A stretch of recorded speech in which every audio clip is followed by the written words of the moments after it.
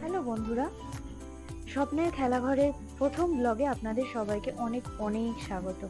এই যে ছোট গাছগুলো দেখছেন, এটা আমার খেলাঘরের সুন্দর কতগুলো অতিথি, যাদেরকে আমি যখন চাকরি করতাম তখন এনে একটু একটু করে বসিয়েছি। এই বিষয়ে আমার হাজবেন্ডও আমাকে খুব খুব খুব সাপোর্ট করে। এদের সাথে আমি আমার মন খারাপের সব কথা ভাগ করে নিই, আপনাদের সাথে যেমন করছি। এই যে আজকের আয়োজন দেখছেন, শনিবারের রাতে এই আয়োজনটুকু আমার কাছে খুব দামি, জানেন তো। সব হাজবেন্ডকে তো সারা সপ্তাহ পাই না। এই রাতটুকু দুজনের মতো করে রান্না বান্না করে খাওয়া দাওয়া করি। শ্বশুর শাশুড়ি মাকেও খাইয়েছি। এই রাতটুকু আমরা নিজেরা নিজেদের মতো করে আয়োজন করে নিয়ে বসে একটু সিনেমা দেখতে দেখতে, আমার ছোট্ট পুচকু একটা বেবি আছে, তাকে ঘুম পাড়িয়ে দুজনে একটু রাত করেই খেতে বসি।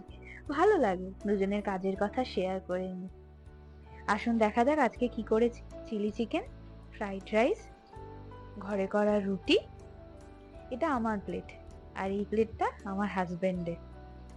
আর এখানে দেখুন একটু পেঁয়াজ কেটে রাখা রয়েছে, আর এখানে রয়েছে চিলি চিকেন, আর এখানে রয়েছে ফ্রাইড রাইস এক্সট্রা, যদি কারোর লাগে। আর এই যে জলের বোতল, গ্লাস আর নিই, ভালো লাগে না। আর এই স্পিকারটা, আশা করি সবাই আছে, তাও একটু বললাম আর কি। এটাতেই সিনেমা চলছে আর দুজনে দেখছি। এই দেখুন, দুজনে পাশাপাশি খেতে বসে গেছি। সারা সপ্তাহ দুপুর বেলাটা একাই খাই, পাই না ওকে, অফিস করে। আমিও যখন স্কুল করতাম, প্রাইভেট স্কুলেই জব করতাম, তখন একসাথে খেতে পারতাম না, রাতটুকুই খাওয়া। এখন তো পুচকু হয়ে যাওয়ার পরে একসাথে আর সেরকম ভাবে খাওয়াই হয় না। তো শনিবারের রাতটা ও আমাকে এই সময়টা দেয়। ওই বলল যে একটা দিন তোমার সাথে বাড়িতে বসেই খুব সুন্দর ভাবে আমরা খাওয়া দাওয়াটা করব, ভালোই লাগবে একসাথে খেতে। শ্বশুর শাশুড়ি মাও বোঝেন, সারা সপ্তাহ তো দুজন দুজনকে সেভাবে সময় দিয়ে উঠতে পারি না, এই সময়টুকু একটু নিজেদের মতো কাটাই। ওরা বোঝে, মাঝে মাঝে লজ্জা লাগে। তো মা বাবা দুজনকে খাইয়ে আমরা দুজনেই খেতে বসেছি। সবটাই ঘরে করা, যেটুখানি পারি সেরকম ভাবেই চেষ্টা করি সবাইকে ভালো রাখার।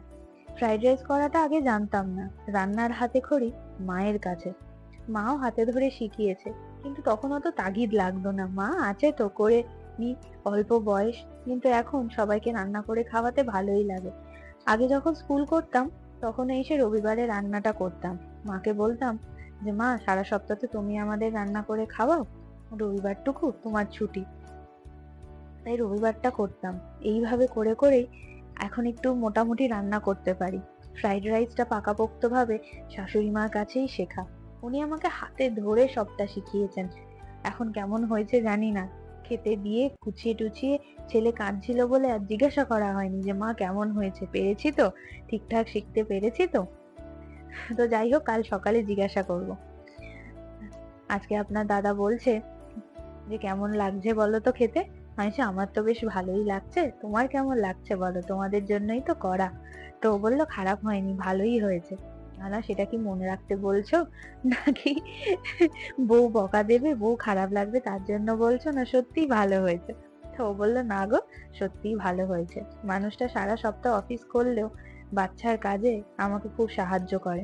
শাশুড়ি মাকে কিছু করতে দিই না, বয়স হয়েছে, পায়েও সমস্যা, সারা সংসারটা একাই সামলাচ্ছে, এমন ভাবে কিছু করে উঠতে পারি না। বাচ্চাকে নিজে হাতেই দেখছি তো। কিন্তু আপনাদের দাদা আমাকে খুব সাহায্য করে, নানা ধরনের কাজে অফিসে যাওয়ার আগে করে দিয়ে যায়।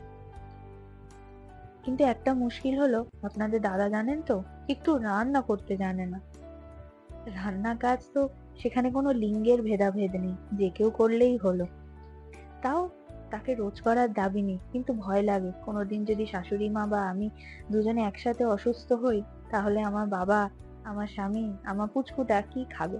তাই ওকে বলেছি, তুমি ইমার্জেন্সি পারপাস কয়েকটা রান্না তোমাকে শিখিয়ে দেবো, তুমি শিখে রাখবে, ভালোই লাগবে করতে, খারাপ না। বেচারা জল গরম টুকু ছাড়া আর কিচ্ছু করতে পারে না, আবার বলে আমি তো কফি করতে পারি। ও আর এমন কি বলবো, তাও যে যেটুখানি পারে সেটাই অনেক।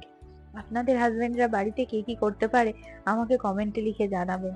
বা আপনারা কারা রান্না করতে পারেন। অনেক ছেলেরাই আছে খুব সুন্দর রান্না করতে পারে। আমার বাপের বাড়িতে আমার বাবা আমার দাদা রান্না করতে পারে, আমার শ্বশুর মশাইও রান্না করতে জানেন, কিন্তু ওনাকে ঢুকতে দিই না, করতে দিই না। আমি মা থাকতে সেই বা কেন করবে। তবে হ্যাঁ, যখন অফিস করতাম, শাশুড়ি মা অসুস্থ হতেন, সকালবেলা 7টায় বেরিয়ে যেতাম। তখন দেখতাম বাবাকে সমস্ত কাজ নিপুণ ভাবে করতে, টিফিনটাও খুব সুন্দর করে রেডি করে দিতে। আমি যতটা পারি আগের দিন রাতে হেল্প করে দিতাম। তো এইভাবেই চলেছে। এখন পুচকুটা হওয়ার পর আর চাকরিতে জয়েন করিনি। ভাবলাম ওকেই সময়টা দিই। তার জন্য কোনো আক্ষেপ বা কোনো খারাপ লাগা আমার নেই। ভালোই কাটছে দিনটা ওর সাথে। একটা সময় পর ও বড় হয়ে যাবে, ওর নিজের জগৎ তৈরি হয়ে যাবে, তখন না ছোটখাটো কিছু কাজ করব। কিন্তু পরম অভাব বোধ লাগে, কথা বলার কাউকে পাই না। আগে গল্প করতাম, কাজ করতাম, মনটা হালকা হয়ে যেত। শাশুড়ি মাও সারাদিন সংসারের কাজে ব্যস্ত, আমিও সারাদিন ওই পুচকুটাকে সামলাতে ব্যস্ত, তাই খুব একা লাগে। তাই ভাবলাম যে একটু সময় বার করে আপনাদের সাথে আমার ছোট্ট খেলাঘরের কথাগুলো ভাগ করে নেব। তাহলে নিজের মনটাও ভালো লাগবে, আপনারা কে কিভাবে আপনাদের সময় কাটান সেটাও জানতে পারবো, ভালোই লাগবে। নিজেদের দুঃখ কষ্ট, ওই যে শুরুতে ছাদ বাগানটা দেখালাম, ছাদ বাগান বলবো না, এটা আমার ব্যালকনি বাগান, জানেন তো। খুব যত্ন করে ওদেরকে একটু একটু করে বড় করি, আমার সন্তানেরই মতো ওরা আমার কাছে। খুব ভালো লাগে ওদের সাথে সময় কাটাতে।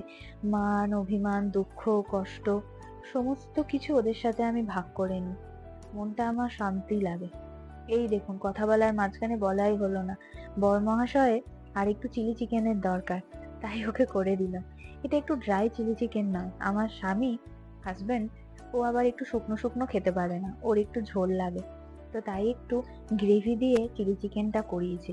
আপনাদের বাড়িতে কিরকম চিলি চিকেন হয় আমাকে জানাবেন কমেন্টে।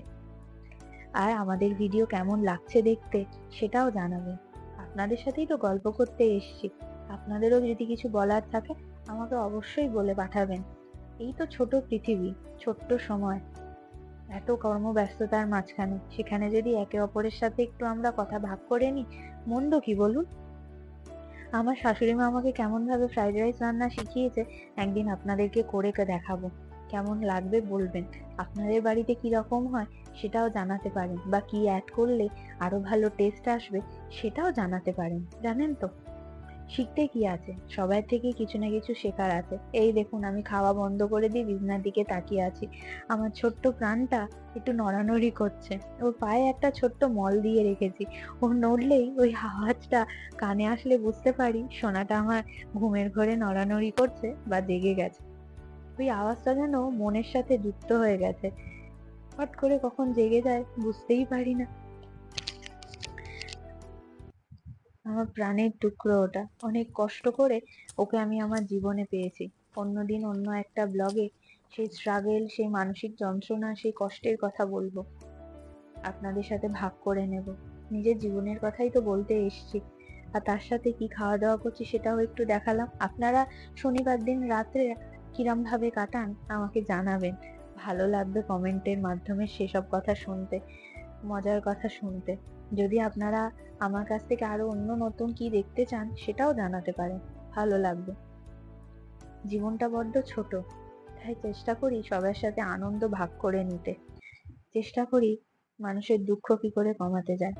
আমাদের পাড়ায় একটা ছোট্ট ক্লাব আছে, সেই ক্লাবের তরফ থেকে আমাদের বাড়ির চারপাশে যে কুকুরগুলো থাকে তাদেরকে জল খাবার এই সমস্ত কিছু দেওয়া হয়, যাতে তারাও ভালো করে থাকা হয়। একটা ছোট শেল্টার করা হয় জানেন, যাতে ওরা শান্তিতে সেখানে থাকতে পারে, যাতে তাদের থাকতে রাত্রিবেলা কোনো আর অসুবিধা না হয়।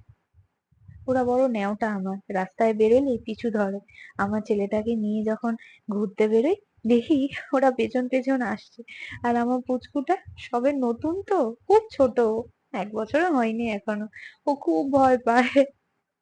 ও আমাকে আঁকড়ে ধরে আর ঠোঁটটা উল্টে কাঁদু করতে থাকে। আমি তখন ওকে বোঝাই, শোনা কেঁদো না, খুব ভালো বন্ধু ওরা, এরাও তোমার এক বন্ধু। আপনাদের পাড়ায় চারপাশে কুকুর থাকলে তাদেরকে কিভাবে যত্ন করেন সেটাও জানাবেন আমাকে। আপনাদের চারিপাশে ঘটে যাওয়া ছোট ছোট ঘটনাগুলো সেটাও আমাকে জানাতে পারেন, ভালো লাগবে আমার, শুনতে খুবই ভালো লাগে। এই দেখুন, আপনাদের সাথে গল্প করতে করতে আপনাদের দাদার খাওয়া হয়ে গেল, কিন্তু আমার হলো না। ভিডিওটা ভালো লাগলে আবার দেখা হবে পরের ব্লগে, চ্যানেলটাকে সাবস্ক্রাইব করবেন।